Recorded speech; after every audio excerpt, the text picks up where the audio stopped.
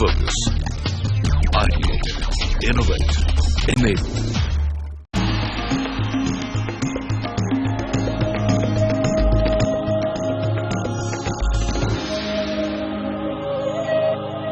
I would start with Mr. Hussain. Mr. Hussain, today we know that about more than 60% of our population depends on agriculture. But would you say they are facing a lot of problems? So what would you say is being done to make agriculture profitable?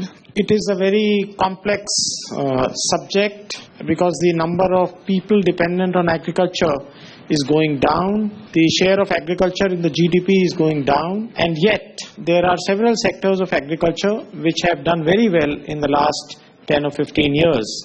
So commercial agriculture has come to certain sectors like cotton, certain crops in horticulture, and also certain other horticultural crops. But I fully agree that marketing of agricultural produce remains a big challenge, and we are yet to find an answer to provide seamless availability of raw material for retail market as well as for processing industry. Okay, so what are the first, 2-3 initial steps that the government is taking today to really improve largely the profitability of farmers? Because that is where they always find the pricing very unremunerative, and that is where the problem starts. As far as pricing is concerned, for 18 major crops, the minimum support prices are recommended by the Commission for Agriculture Cost and Prices, and the government determines the support price. But there are only 2 commodities, or 3 if we include maize, wheat, rice and maize, which are procured by the government. Other agricultural commodities are not procured by the government, and so it is entirely dependent on market forces. It is quite true that for some crops in some states, the price may not be as attractive as it is in other states. So there is a lot of complexity because many people feel that the prices are not attractive enough. On the other hand, many economists in the recent past have been arguing that the government has been fixing prices which are too high. There is a need to support agriculture, there is a need to support the farmers and to take every possible step to minimize distress sale of major agricultural products. Professor Gandhi, you want to add to that? No, I agree with Mr. Siraj. You're saying that price support is extremely important for the farmer.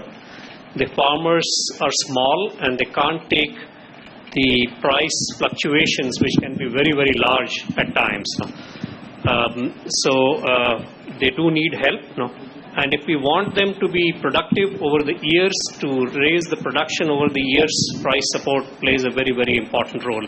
This was amply proved at the time of the Green Revolution, which initially was without price support, and the prices crashed and the farmers moved out of the good technology. But when the price support was brought in, then the real revolution started, and we started doing extremely well. Okay.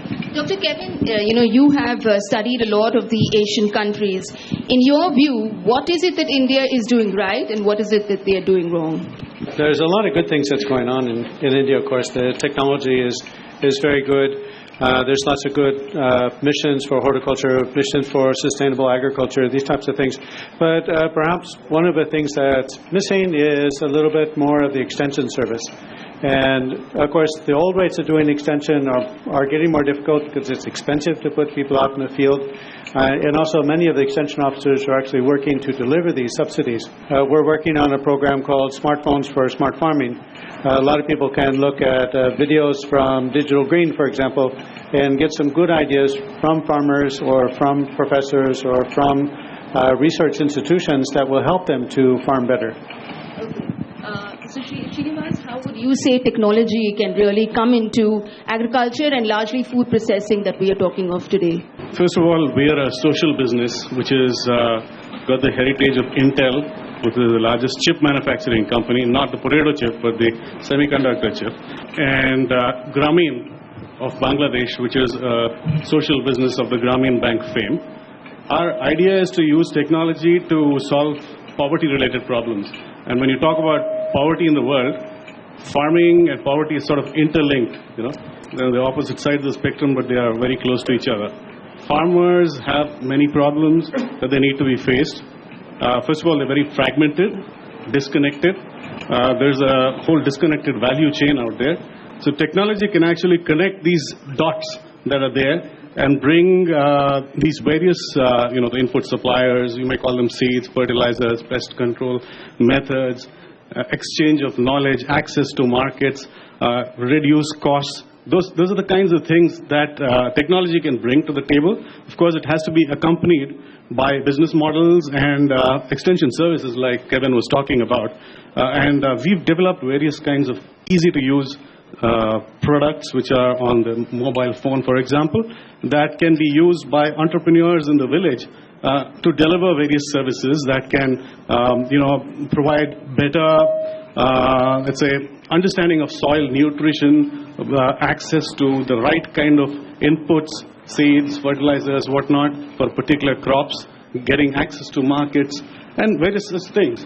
It's very important that for food processing, that the farmers themselves are kept viable, kept going, and they increase strength to strength rather than migrate out of farming into the urban areas and whatnot. That itself is a very key thing, and technology, like I said, does provide this impetus in terms of reducing the costs, improving the transactional ability, increasing the knowledge, mitigating the risks, and so on. Santosh, you are coming from an organization that is, concentrating on the exports of processed food. So what is the situation today, and what are the steps that we are taking to really increase our exports of farm products? Presently, almost out of the $22 billion of export which is happening in the agri and processed food segment, the processed food contribution would be about 35 to 40%. But if we discount the primary processed items like rice, wheat flour and all, then purely in processed food, processed fruit and vegetable segment, the growth as such has been fairly good at a rate of nearly 20%. But we must understand that it's on a low base. So both taken together, processed fruit and vegetable as well as processed food, our total export is less than $2 billion. There is a huge potential for this to go up further, and a lot of investment has come in the last couple of years. A lot of FDI is coming into food processing sector. So I'm sure in the next couple of years, India will emerge as a much better exporter of processed food as well as processed fruits and vegetables. We have also seen clusters like Mahua in Gujarat, which have developed as clusters for dehydrated onion, dehydrated garlic. And I'm sure in the days to come, similar clusters are going to come up in different parts of the country, and that will facilitate our agri exports in a much better manner. Professor Ram, you come from a research institute. So what is the kind of research and what is the kind of technology that is needed in Indian farming and food processing today? Okay, before coming to food processing, let us look at the food security. As a nation, we are the strongest in agriculture. We produce enough cereal and pulses, but we produce almost no oil to eat. We always import 63% of our consumption actually comes from outside. Now the question is very simple, is it why we are, even though we are the mightiest agricultural country, why we are unable to produce oils, vegetable oils, for our own consumption? It is one of the biggest food security point of view. We have to depend on only import. If only the import, the research has to really focus more on trying to bring new type of oil seeds which will solve this problem for this nation. It is the one of the part which we need to look at it. In addition, even urbanization is going very high. At this time, we are really prone to many of those lifestyle diseases. We are not looking at the nutrition security of our nation. We have been only looking at food security on one end, and food security, we reach the food security with respect to cereal and pulses, even vegetable and fruits, but not on one area. But we need to really look at very seriously what is the nutritional security which we are going to give, because that security is also important it will really reduce a lot of, we call it as the impact on the existing social system.